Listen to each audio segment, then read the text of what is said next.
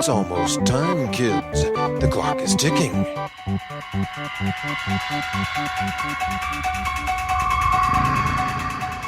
boogeyman is coming. He's gonna get you. He's gonna get you. He's gonna get you. He's gonna get you. He's gonna get you. He's gonna get you. Welcome to the now playing Halloween retrospective series. I'm only trying to give America a good show. Hosted by Stuart. I spent 8 years trying to reach him, and then another 7 trying to keep him locked up. Arnie. I prayed that he would burn in hell, but in my heart I knew that hell would not have him. And Brock. One must remember not to be fooled by his calm, unassuming facade. You know, it's Halloween. I guess everyone's entitled to one good scare, huh? Due to the current release of Rob Zombie's new Halloween movie, H2, we will be watching and reviewing all of the films in the Halloween series. These eyes will deceive you. A warning, these conversations will be spoiler-filled, and as the movies are R-rated, there may be some objectionable language. Every other word you say is either hell or shit or damn. Trick or treat, motherfucker. Today we're talking about Halloween 2, the 2009 Rob Zombie remake, I guess you would call it. Not really, it's a sequel, just a 2009 Rob Zombie sequel. This is Brock, co-host of Now Playing. Stuart in L.A. Arnie in Haddonfield. Still there. So this is generally a sequel. This is not a remake of Halloween 2 from 1981. This is actually a sequel to Rob Zombie's remake, retelling, reimaging of Halloween from 2007. And that's an interesting distinction to make because although there are similarities here and there, especially in the beginning, it's really just a completely different movie than Halloween 2 from 1981. Yeah, Rob Zombie has said in many interviews that when he decided he was going to make a sequel, he was going to make it completely his own and not feel beholden to anything that's came before. So what little is similar, I believe, is more the product of coincidence than it is design. Interesting. So I guess we should start at the top. The movie opens with a definition again. So the title card tells us what the symbolism of the white horse is. And I gotta ask, because you watch this movie and there's a white horse in it from time to time. And it's such a non sequitur. Do you think that test audiences all wrote on their little feedback card, what the fuck's with this white horse? And Rob Zombie saw it so many times, he's like, you idiots, and just put it right there so that people stopped asking. Made it the first thing in this movie. It's a symbol. It means rage unleashed. Got it? You know what it made me think of? It started me on the track that I couldn't get off of. The White Horse first appeared in a movie called Twin Peaks Fire Walk with Me, which was sort of a movie prequel to the Supernatural David Lynch series. And I was like, he's making a reference to a mysterious ghostly white horse that appears in a vision to a girl that's doomed. And the parallels to that movie and this movie become greater and greater as we move along. So right off the bat, it had me thinking that the big influence here was not going to be Tarantino and Carpenter, but David Lynch. You know, having seen a lot of David Lynch's work, and I actually like David Lynch to a point. I know you're a big Lynch fan, Stuart, and I'm a reserved Lynch fan. I'll give him the benefit of the doubt, but I've still seen Dune. But the thing that Zombie was able to do that Lynch doesn't do is tell a coherent story. Lynch oftentimes gets off on so much symbolism, and I think the best example of this is a movie I really like, Lost Highway. Great movie. And the more stoned you are, the better it gets. But at the end of the day, I couldn't tell you what it was about. At least Halloween 2, I know what it's about. Well, Halloween 2 is a pretty straightforward story, wouldn't you agree? I mean, tell you what it's about. It's about a murderer, right? It's really simple to talk about what the plot of this movie is. So to correlate it to that seems a little weird to me. So I'm not really understanding your point. Well, with Twin Peaks Fire Walk with Me, it should also be a fairly straightforward tale of a murderer, and it's anything but. Yeah, I mean, I'll definitely argue or agree with your argument that Lynch is much more about moment-to-moment weirdness and the story be damned, and oftentimes they don't really have a logical coherence, whereas Zombie, I guess, is trying to tell a story here. I would like to put to you whose story you think it is, because I was a little confused about that. I thought that he was going to, with this chapter, be answering all the things that were untold about Michael Myers, but really, I think this is supposed to be Laurie's story. It was a little confusing to me, but I feel like it changed protagonists, and it was not, well, I don't know. Well, you say that it was going to answer what questions people had about Michael. After the first one, were there any questions left about Michael? We got to see, him as a kid. We got to see his genesis as a murderer. We got to see him in therapy. I didn't think there was much left to reveal about Michael. I think that for the sequel, he definitely shifted to Laurie because there was nothing left to explore with Michael, and to try and make it a Michael movie would have put it in the realm of resurrection in terms of what there was left to say. And yet here we are looking at a White Horse with an introductory scene in which we flash back to the institution, and the stripper mom is telling young Michael, who's clearly had a growth spurt and does not look like he did a few years ago. Actually, that's a different actor. Obviously, different actor. It's a different. Are you sure? Positive. Yes. They replaced the kid because the real kid did have too big of a growth spurt, so they got a new kid. Yep. Interesting. Well, you know what? I didn't notice that, but I did notice that he didn't look the same. That's because he's a new person. Interesting. Very confusing. Oh, well, my whole point of bringing about that, I'm not trying to nitpick here. I'm just saying that they are clearly trying to set up right from the get-go with White Horse that there is still something to explain about Michael's rage, and that at its core, it has something to do with a mother complex. Yeah, they try to set up this whole thing with this dream and seeing his mom constantly throughout the movie as kind of like this motif. And I guess that's supposed to explain to me, the moviegoer, why he's doing this still after the events of the first movie, and maybe trying to get me to care about what's going on with him, because I have to agree with really had trouble figuring out or who this movie was about and why this movie's being made. If I do agree that we explored Michael to a whole different level in the last one, and for better or for worse, and some of it worked, some of it didn't.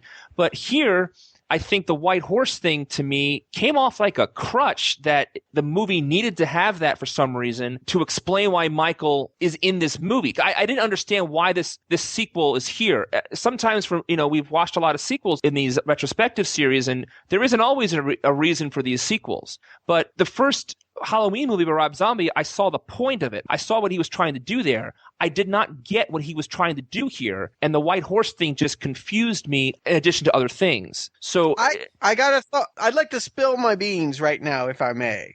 Please stand back. I got my boots on. I have a theory that what we are watching is a very compromised movie. Actually, that's not a theory. That was overtly stated. I should back up and say I had the fortunate opportunity to actually see the world premiere of this movie. I live in LA, as I say at the beginning of every podcast, and one of the perks is you can definitely weasel your way into a red carpet screening every now and then. And I got to see Grauman's Chinese Theater premiere with Rob Zombie and all the stars of it before the movie opened. Zombie got up there, and he did not look happy about how it turned out. He was thanking the cast profusely. He was not thanking the Weinsteins or the Akkads or acknowledging that they existed. He talked continuously, enigmatically about what a pain in the ass it was to make this movie, and that he felt like it was under impossible conditions, and that even though he used the word that he had kick-ass results, I didn't get the sense that he had gotten to make the movie that he wanted to make. And I say all of this because I have a theory that the movie he really wanted to make was in which we find out at the twist ending that Laurie is the killer of all of these killings, and that Michael is a figment of her imagination and is really dead. Wow, that would have been a twist. I think that's what he wanted to make, and I can cite scenes and ideas where that is referenced, but of course, he is actually a real character in here, and they have lots of needless scenes of him wandering bearded through the countryside, killing yokels, ambulance drivers, strippers, whatever's around. Yeah, whatever's around. But my sense is that if Zombie had had his way, my gut instinct is that we think Michael is killing all of these people around Laurie, but in fact, Laurie is demonstrating the evil gene that is a part of her root, which, at the root, she's a Myers. She's not a Strode. So I think that was what they were after here. And I don't know who put the kibosh on it. I could even be totally wrong, but that is my impression, and I feel like it got compromised coming to the screen, probably because the Akkads are so partial to making Michael always the central force of the Halloween series. So you're basically saying they would have Friday the 13th Part 5'd us. I think so. But wouldn't that have been a bitter twist than the end of Friday the 13th Part 5, Arnie, to be fair? I mean, that would have been a kind of interesting way to go about it. They did have the dreams throughout the movie. They had Laurie have the dream of what happened after the night we saw in the first movie. They had Michael's dreams. She had a couple of dreams, actually, in this movie. There are a lot of dreams in this movie. There are too many dreams in this movie. And I would argue that most of the exciting, good stuff that is here, and there's not a lot of it, but it's all fooled you dream fake outs that don't really happen. And that's because a large part of this is happening in Laurie's fevered, damaged, turning crazy mind. I like this theory, Stuart, and at the end of the movie, that last shot of the movie certainly indicates that,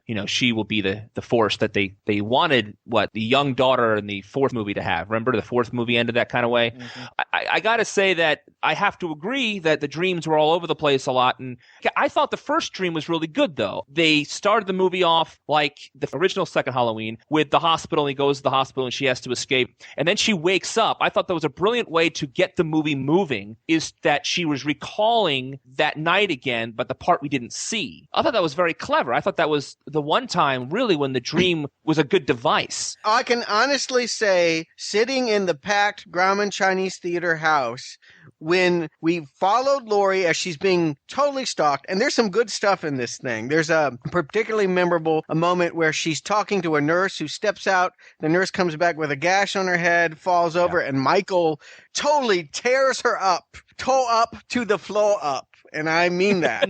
Really gross, some really good sound effects, Foley artist work on that as he just rips her to pieces, proceeds to follow her down the stairs out in the rain to a parking garage attendant, almost gets her. I mean, this is going on for so long, and there was a collective groan when we found out that all of the past 10, 15 minutes we had been watching was totally not happening. I completely agree with that groan, because I was watching this movie and, I'm watching it and I'm like, I know from the trailers and things, the whole thing's not the hospital story. It's not Halloween 2, the remake. So in these hospital scenes, I'm like, okay, so we've got kind of like a Karate Kid 2 kind of thing going on, where the very beginning of the movie is the end of the last movie continued, and then we're going to fast forward and see what happens later. So the fact that it was a dream just so pissed me off, because I'm sitting there and I'm like, I know Laurie lives. How's she getting out of that little house? Michael's right there. She's got a cast. How's she getting out? And even when it was all said and done, part of me was like, so was it a dream or was it a memory? And it turns out it was all a fucking dream. But I kind of hoped that it was like, maybe that was the transition, that was all real and people were still hunting for Michael. And no, it was all a dream. And that really, I felt so bamboozled, because honestly, that was the best part of the movie for me. It went downhill after that. It was a very strong scene, and I really liked it a lot. And I, too, did not know for about 15 minutes after watching that, did that happen? Did that really happen? But I thought to jump ahead to get out of that, yeah, it would have been kind of cool to see her escape. Yes, completely. And maybe they wrote themselves into a hole, and they couldn't figure out how to progress the movie from there. But I thought it was an effective way to get the movie to move on. Before we stop talking about this. During the entire hospital sequence, there was this TV set that had this one band playing. Everyone's watching the same. Can I just say, that is the best fucking use of Nights in White Satin ever, though. I mean, admittedly, it went on long. I'm like, they're still playing the song on TV? Yeah. But it was great. That scene to the music of Nights in White Satin, I had Nights in White Satin in my head for days after it. I loved that musical choice. They're watching a black and white version of it on a TV. Everyone's watching the same thing. thing. I'm not questioning the choice of song in the movie as much as I'm questioning why it was there for so long, why am I constantly seeing it on TV, and why is everyone watching the same program? It didn't make any sense. It was like the only channel on. That's a very famous recording of that song. It was even used in like a Freedom Rock ad or something, that actual close-up of the guy's head. So when it's first on TV, I thought they were watching a Freedom Rock ad, and then the song went on further than the ad. I don't know why Zombie just didn't overlay that song onto what we were watching. Yes. Why they would be watching, I mean, that's not even 70s. Moody Blues is the 60s. Why they would be watching in what is occurring, I think the time frame here is what, 98? Something like that? I think we've established that. I thought it was even the 2000s. No, because if we were going to go back through the timeline, the title card in the first movie said that Michael was a boy in 81, I think. And then we flash ahead 15 years. So it's like 96, 97. Okay. And no one had a cell phone, right? Nobody's got a cell phone, and nobody dresses or listens to anything from that era. They're living in Rob Zombie's 70s retro land. And I know the 70s were big in the 90s, but still. Yeah, you're right. It's a very funny joke. It makes that song have a new dimension to it, but I don't understand why we have to keep cutting to the TV clip of it. That entire sequence was very well done. Can I tell you, if the entire movie had just been that, I think I would have been happy. I mean, honestly, if it had just said, we've already had our introduction to these characters, and it became a 90-minute grueling action chase, out of there, I think I could have gone with it. I mean, that would actually just be, if you could sustain the level of adrenaline that scene had, and of course there would be some lulls and some moments, but to make it kind of like, to pull some random movies off the shelf that are action from beginning to end that I love, like a 28 Days Later type of vibe out of it or something. You're talking the Terminator, though. Yeah, pretty much. That kind of story, and to do that kind of level of story with this, I would have so gone with it. And when it fast forwarded, I felt a bit cheated because, it was all a dream, and the movie never reaches that high again, and in fact, it mines the depths so low that I was so fucking disappointed. It is a letdown. I've got to say, I think in the last podcast, I had rechanged my opinion of the Halloween remake, because when I first saw it, I thought, this is unnecessary. But the second time watching it again for you guys, I realized there's a lot of merit here. And Zombie appears to have a vision. You can't deny that the guy doesn't have a vision. And I saw this movie and I thought, where's the vision? Exactly. And that's why I started theorizing that perhaps the vision that he wanted didn't end up on screen. I mean, he says that overtly to the audience before he even unspooled the movie, was that it was a hell of a film to make and he didn't exactly make the movie he wanted to. I have to believe that, there was something else. And maybe my theory is wrong about Laurie being the real killer. But how hard would it have been to, in that sequence, instead of her waking up from a dream and totally negating everything that we've seen, to having Michael just suddenly disappear? And, you've set it up for the fact that Laurie somehow mysteriously lives, and we don't know why. And at the end of the movie, we find out that's because she was the one that actually killed the parking attendant, and she was the one that actually killed the nurse. Well, you know what? Even if Laurie was the killer, if the movie was delivered the way it was, I wouldn't have liked. Because honestly, there is just too much of a lull. And here was my thinking. We've got this whole movie where now we're fast forwarding to the future. Laurie is living with Sheriff Brackett and Annie Brackett, working at a record store. And is that what that is? Can I just interrupt with you? I had no idea why Howard Hessman was in this movie and what kind of store that was. They did not have any records there. I thought it was like a head shop. Bookstore. I thought it was a bookstore. So we're all making it up. We all see what we want to see. Yeah. All I know is Laurie is suddenly all of a sudden very into Alice Cooper and Kiss. She has posters of them around. They reflect, I guess, her damaged psyche a year later, having recovered from these wounds. Is their damaged psyche the fact that her musical tastes are stuck in the 70s? The whole movie's musical taste is stuck in the 70s. I just want to establish that we have no idea what Laurie is doing. she's living with the sheriff who sold her away as a baby to the Strodes, and she's unaware of her past history, and she's working in some kind of psychedelic shot with Howard Hessman. I still thought it was a record thing, and I thought it was a callback to how Hessman used to be a DJ in WKRP. But there are no records! Yeah, there's no music. There's not one record. I mean, Arnie, you and I, being from Springfield, you remember Penny Lane. Remember, I was there last week. It's a bong shop. I think that's what they wanted to imply. That, and there's definitely a psychedelic quality to all these dreams and what have you. I think we're meant to imply that she's hanging out with potheads. Like her friends are definitely not good girls. There's this Harley and Maya, and they're all just kind of hanging out. And while do they ever toke up? No. They drink, though. They drink. It's very weird. I don't know. And also, in addition to her hanging out with bad kids, she was still mostly the good girl last time, but I noticed now she's got a tramp stamp and 2 hand tattoos, so she'll never find a real job. Because she's got, the pentagrams in the webs of both of her thumbs. Well, this is the Rob Zombie's way of demonstrating what the impact of last year's Halloween attack had on her. And she's seeing a therapist, played in a hilarious cameo by Yes. Margot Kidder. Margot Kidder. Again, what is she doing there unless Rob Zombie just wanted the irony of a crazy woman being a therapist? I think you've nailed it. That's my one and only guess about that. But I mean, I was. This is my reaction to that scene. That looks like Margot Kidder. Oh my God, that's Margot Kidder. Margot Kidder's playing a therapist? She's not doing that bad. Oh wait, she's doing bad. Oh God. That was me watching that scene.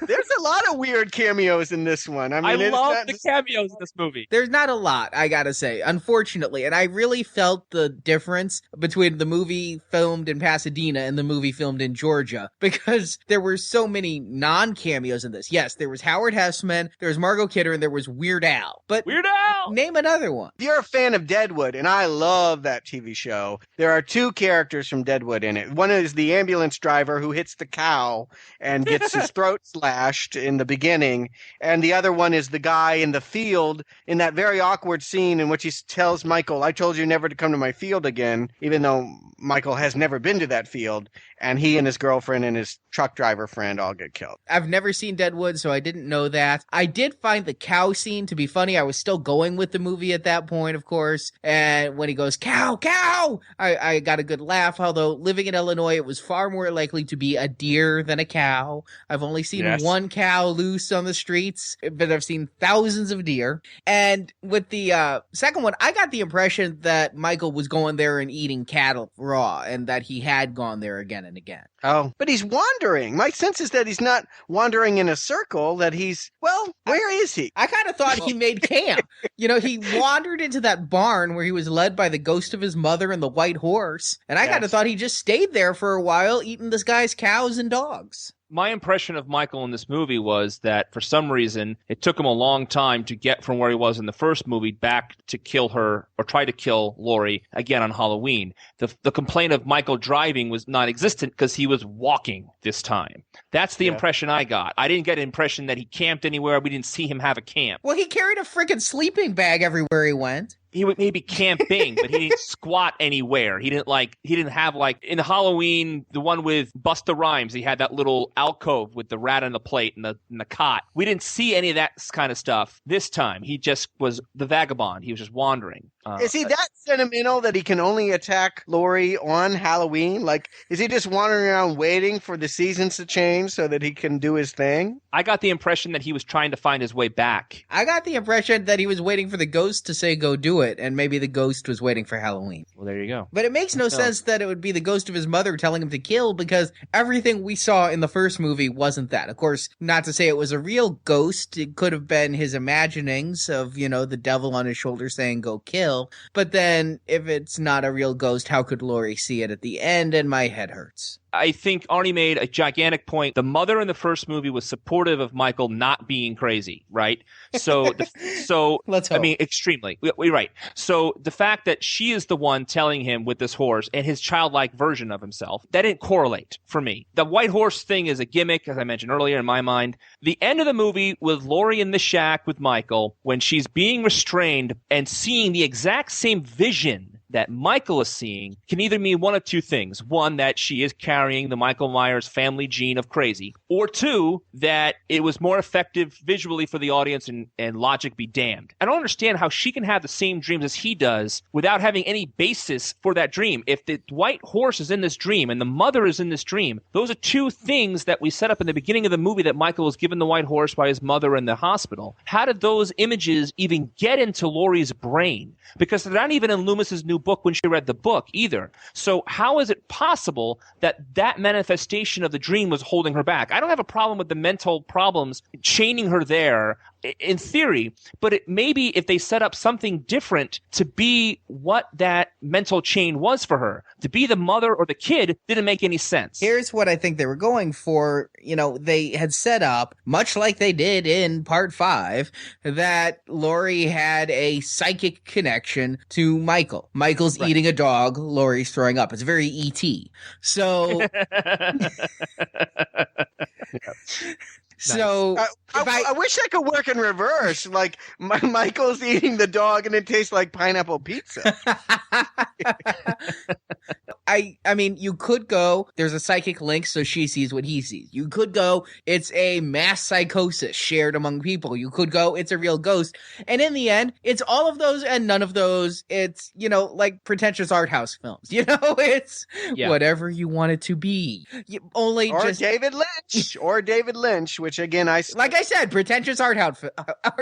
I think not only is when he's eating dog, she's tasting it. I think when he's killing someone, she's killing someone. And I think that what's supposed to be happening at the end of it is that they're coming together in one family reunion of crazy. I get that, but in the movie we have, where she's not the killer, in the movie we have, there's just this psychic link, and you know, if you are right with your guess, then perhaps this whole clusterfuck of a movie would have made some more sense. Yep. It certainly would have explained why her friends get killed at the outdoor party where they're dressed up like Rocky Horror Picture Show characters. Yeah, that made no fucking sense. I honestly thought we were in for a Freddy versus Jason type party slaughter, and instead he kills 2 random people.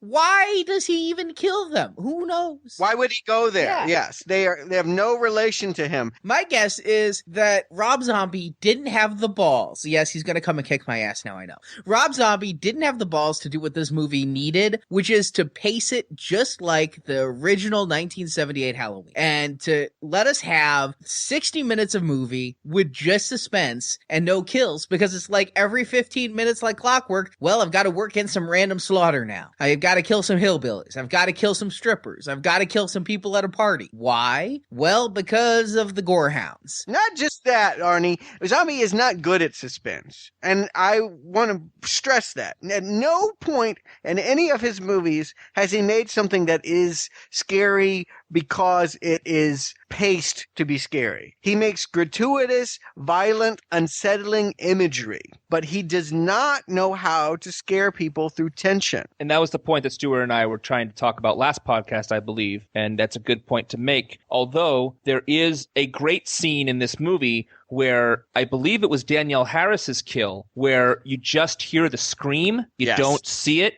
and I was like, finally! Yes. And I agree.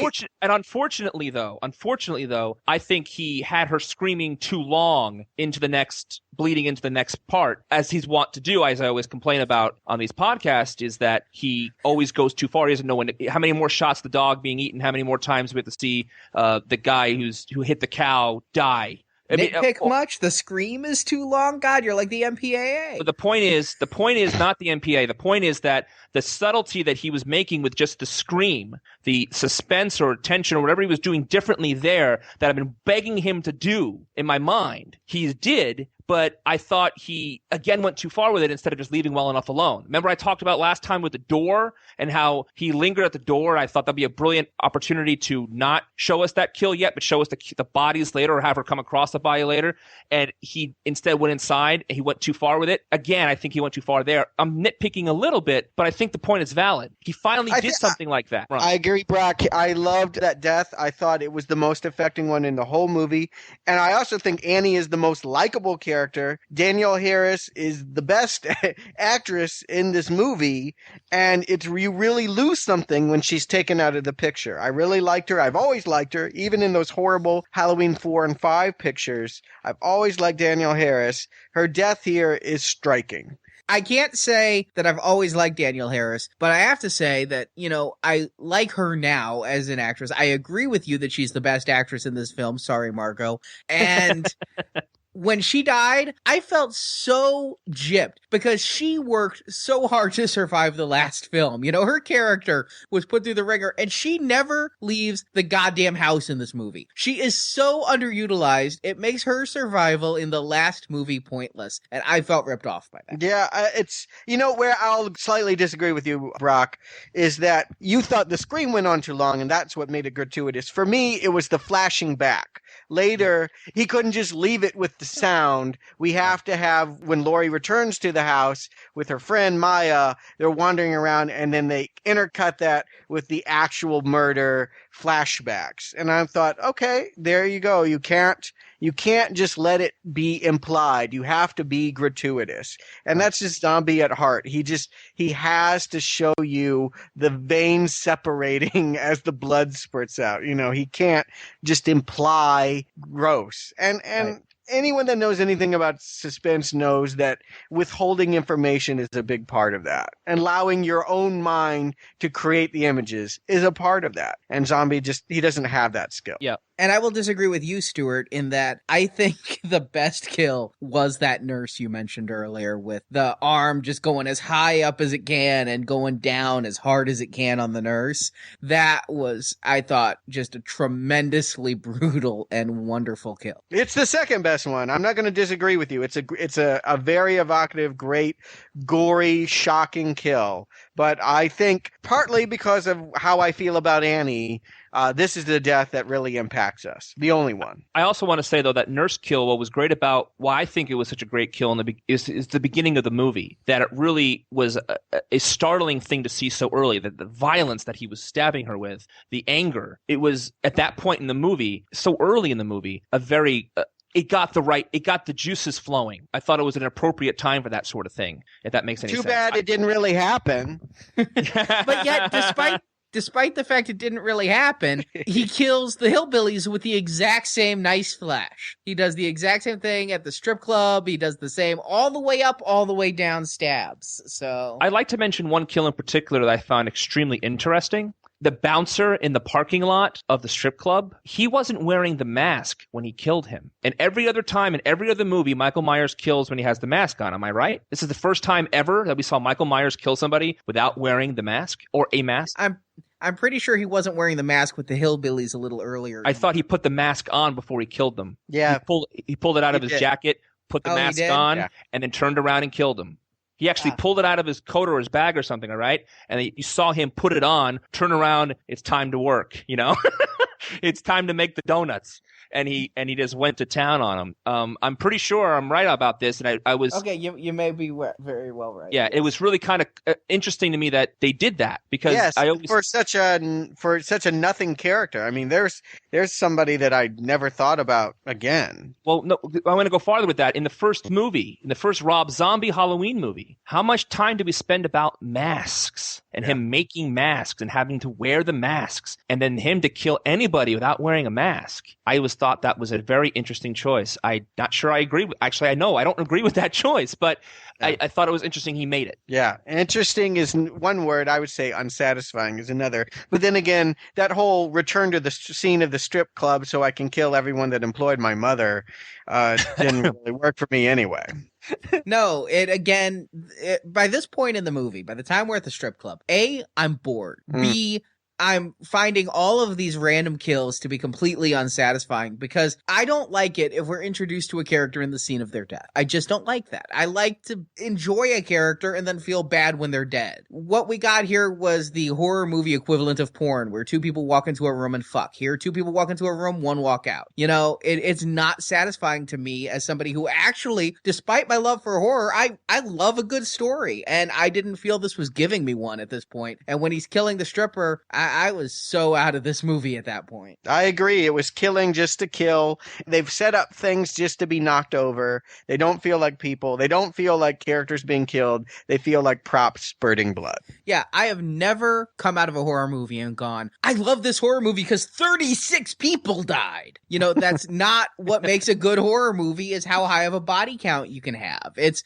you know, I would much rather see a movie like the original Nightmare on Elm Street where 3 people die but you like them versus one where 36 people die that you've never seen. If I can ask you a question, Arnie, though, quickly, haven't you complained in the past that we haven't gotten to the kills fast enough? Yes, I have. But I want kills of people who are characters. I don't want to watch basically the movie equivalent of, there was a DVD release called Boogeymen where it was nothing but kill scenes from horror films. I don't want that. It gets to be pointless. I don't want random deaths. I want deaths that mean something to the plot. These meant nothing to the plot. And yet Brock does bring up an interesting point, Arnie, which is that you do have very little patience for establishing scenes. Just because I don't like the first Halloween and Halloween H2O's long setups does not mean I have no patience for establishing scenes. I just want something to happen. I want something to happen more than I spilled butter on my shirt and I'm giving a lesson plan.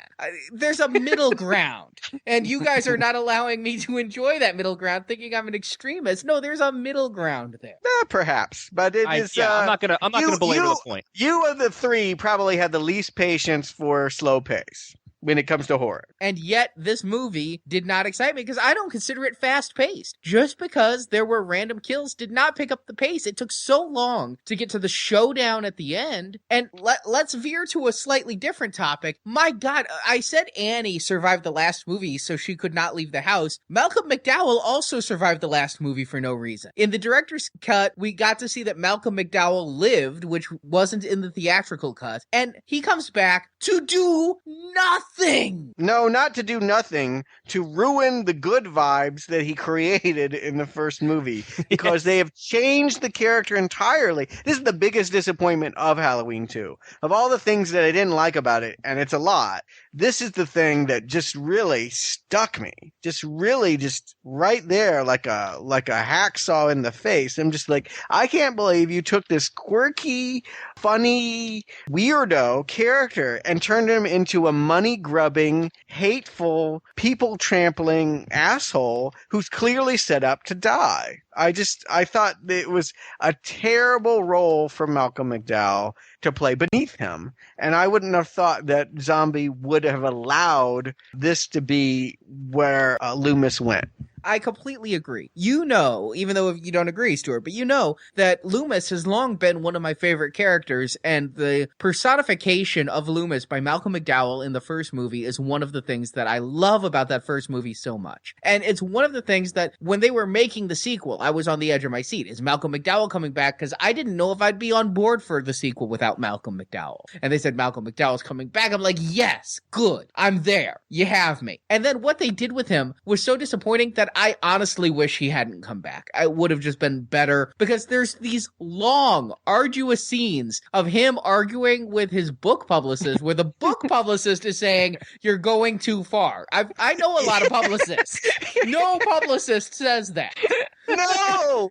You're publishing serial killer stuff. No publicist is going to say, think of the victims' families. It's a very bizarre conflict to even create, in which the author is the one pushing the book editor to exploit the situation. And there's all of these scenes, and it was about, again, midway through the movie that I realized this is all we're getting. He's not gonna ever ride into the rescue. He is just here to have a completely completely secondary sub-story where the only relation it has to the main story is that in the book, he reveals that Laurie Strode is really Angel Myers, Michael Myers' sister, which then sets off Laurie in the middle of the movie and she has a bit of a breakdown. That's all the book accomplishes. And for that one plot point, which the sheriff could have let slip, which, somebody... A new character. There could be a new novelist, writing about it. I mean, you're right. It didn't have to be Loomis. How about taking Loomis out of it and have it be a reporter covering the fact that Angel Myers shot her brother? It didn't have to be Loomis. And the Loomis character, we said it before, is the Van Helsing. And to do what they did to Loomis in this movie was beyond disappointing. Yeah, you're in trouble when his best moment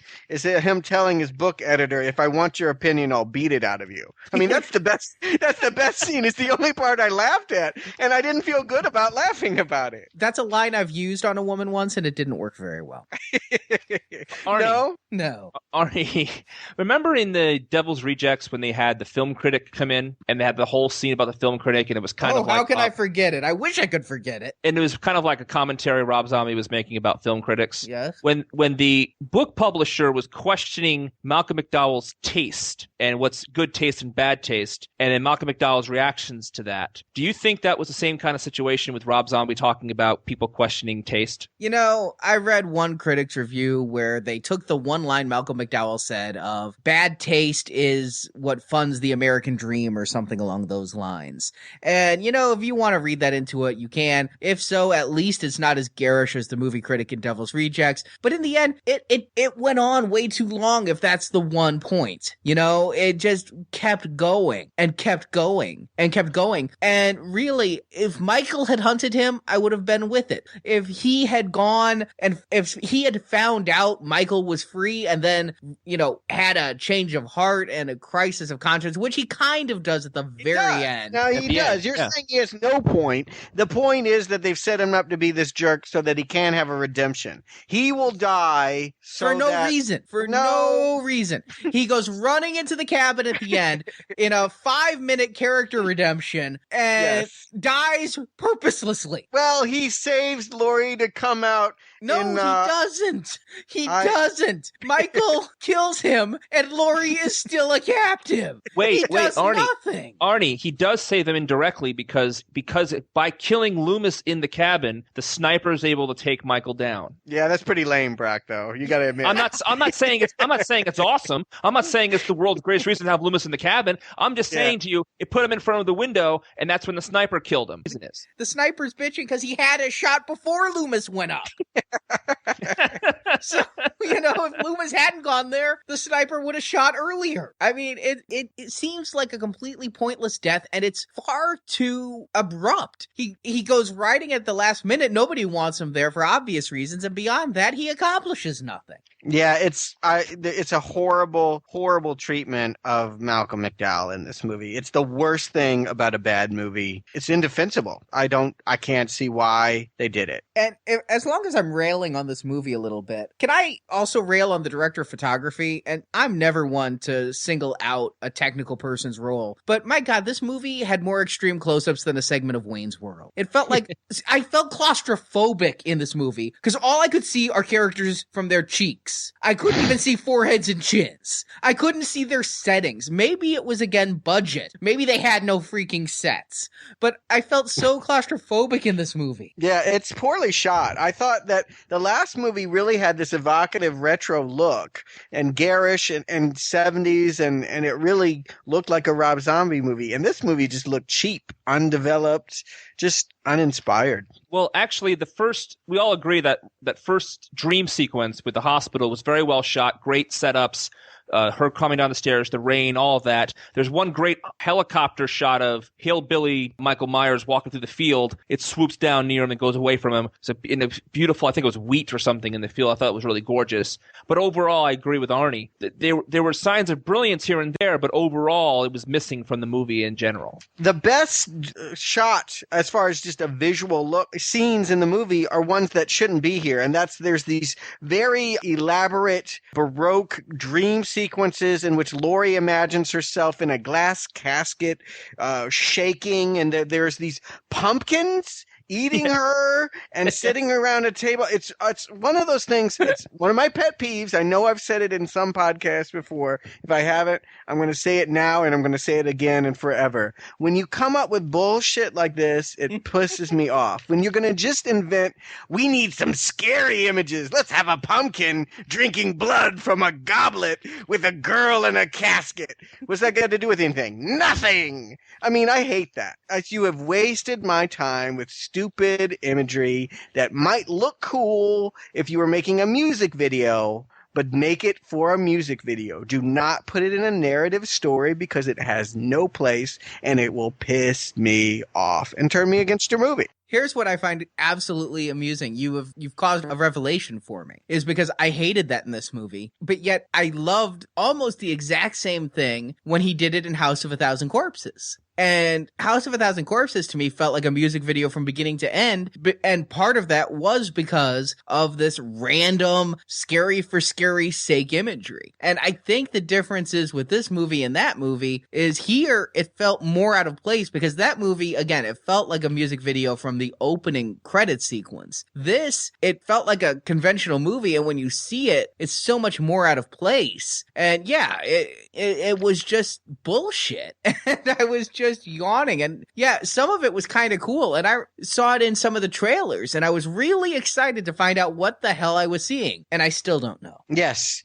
It's the ultimate letdown when you give us something that looks so tantalizing for 3 seconds and put it in a movie and finding out that it really has no place to be there other than to tantalize you to want to go see the movie that isn't any good. And where is this series going? You know, we talked about the cabin, and Laurie finally does emerge. She has a moment of reconciliation with Michael for some goddamn reason, and emerges to laughter. I would like to point out the Grauman Chinese Theater had laughter and embarrassed titters when she emerges from the cabin wearing Michael's white mask, and no one quite understood what that meant. But it's followed up with a scene in which she's in a room that looks like a mental ward, a padded cell, if you will, and Sherri Moon and her white horse come prancing down the hallway, and Laurie is leering, and suddenly I thought, okay, there's no way this series can sustain the idea that Laurie is going to be the new Michael Myers. That's obviously what Rob Zombie was going for. And I must say, in that last shot where the actress who played Laurie, it has her hair around her face and does that half smile. My God, it was like she was channeling the Michael from the first movie, the kid Michael. Mm-hmm. And I thought it was a tremendous shot. They looked so damn similar. But yeah, they won't go there. The Akkads still own it. Yes, true. And they were at the theater. They were the ones applauding the loudest. In fact, they might have been the only ones applauding when the credits rolled. Now, they didn't play the Halloween theme music until the end credits. And then also they played a new, or a version I hadn't heard of before, of Love Hurts again. Did you guys notice the Halloween movie music that's so classic was not in this movie at all until then? Because I did notice that. I noticed it, and I wondered why they were savoring it, and I maybe early on thought it was because, Zombie was trying to create his own thing, and then I just realized that it was a way to give a sense of closure to something that felt like it had totally fallen apart. It gives a finality to what is otherwise a movie that just ends. Well, I agree with you on that point, but I didn't even notice it wasn't being used throughout the movie because it really didn't feel like a Halloween movie to me. It's that much. So one wonders if they had used it more, whether it would feel like a Halloween movie. Perhaps.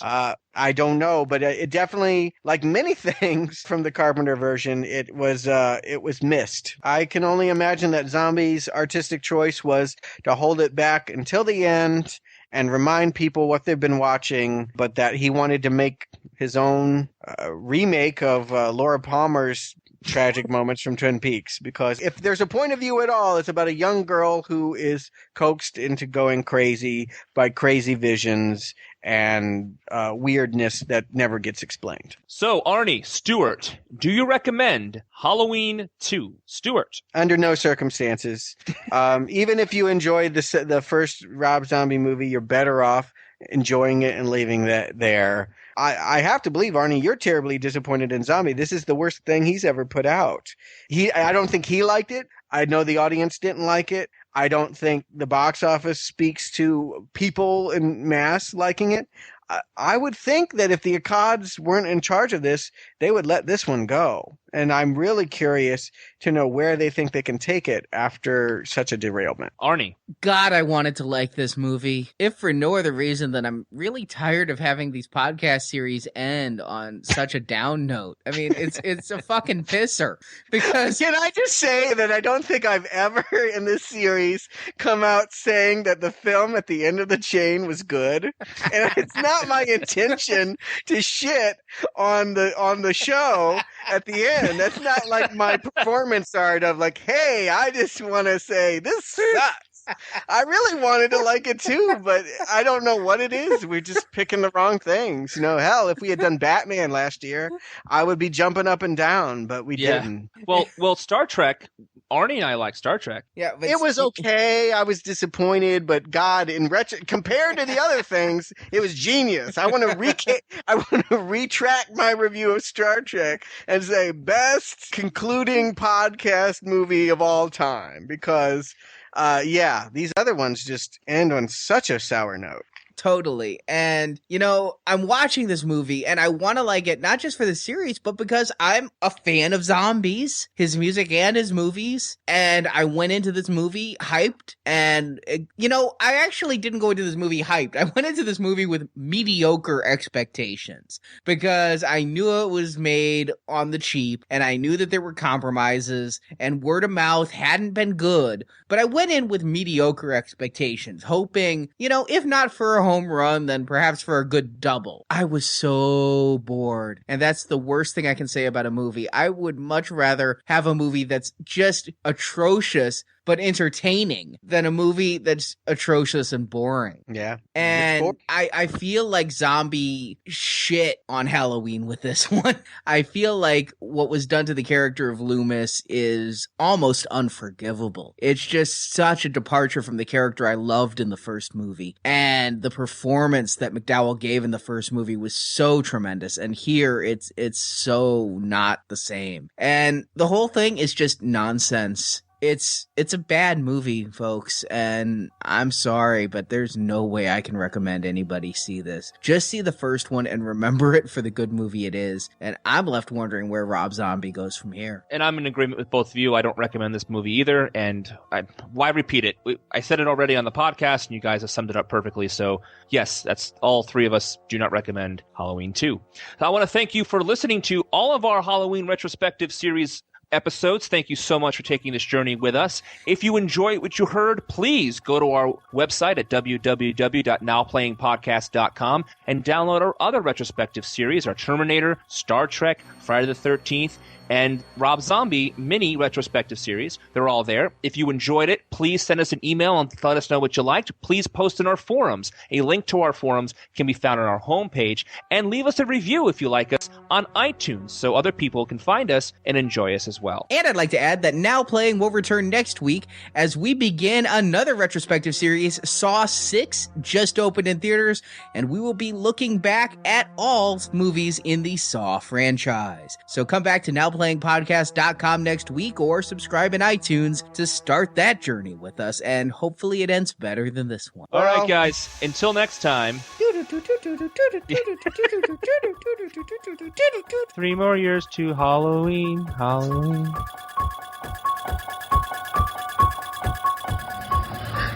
What's the boogeyman?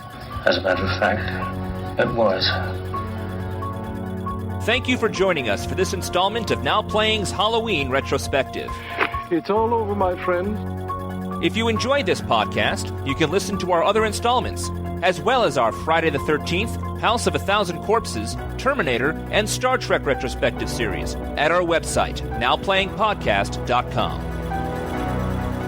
Now Playing is a Venganza Media production and is not affiliated with Compass International, Universal Pictures, Galaxy International Pictures, Dimension Films, Miramax Films, or the Weinstein Company.